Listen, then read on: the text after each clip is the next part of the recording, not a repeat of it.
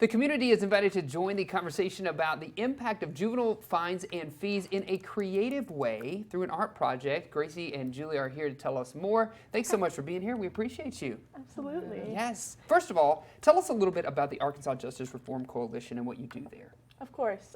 In 2019, AJRC was actually founded, and our programming and the foundation of our work is moving forward policies and investments that will end mass incarceration.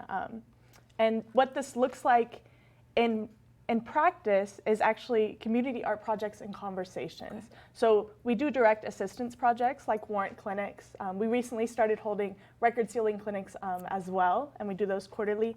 And the other aspect of that is education initiatives and creating safe spaces for those who have experienced the criminal legal system to build community around those issues. Yeah. Okay. Now you've got a community art project event coming up, and it's centered around juvenile fees. What do we need to know about that?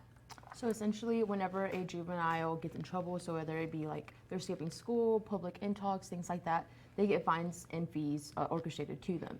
So a lot of the people that we talk to, you know, they're already having problems at home, and these fines and fees end up just building up, and it kind of puts them in a deeper hole. So it's a bit harder for them to get out of because they're already struggling. They're already lacking resources. Sure. Let's talk a little bit more about that. When those fines and fees are assigned to juvenile, what's the process that the families have to go through to get those paid? So essentially, some of them do just have the money to pay them off, you know, right away, but some of those people don't. So, you know, a lot of these people are getting in trouble because they're lacking parental guidance. You know, there's not much supervision going on. So whenever they get these fines and fees orchestrated to them, it just creates more problems because now the parent is kind of upset that their problem child is having, you know, putting them in a financial burden. Maybe they're not the best student because they're having to pick up a job, you know, to pay these fines and fees themselves. So not only does that affect them as children, but it goes on later on in life to affect them as adults because now you don't have the education that you should have been getting, and it also affects like their self-esteem. Sure. Yeah.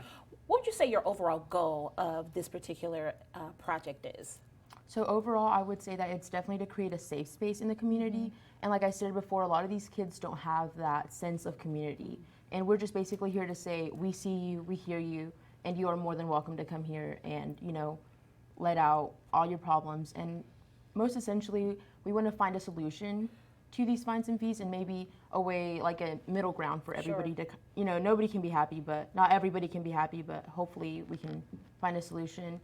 But in order to do that, we need to hear from them first. Sure, Right. absolutely. Yes, and you're giving them an opportunity to hear. So let's get to the details. The event's happening tomorrow. Yeah, fill us in on that. Yeah, it's happening tomorrow. It's at Mighty by Design here in Fayetteville, 5:30 to 7:30.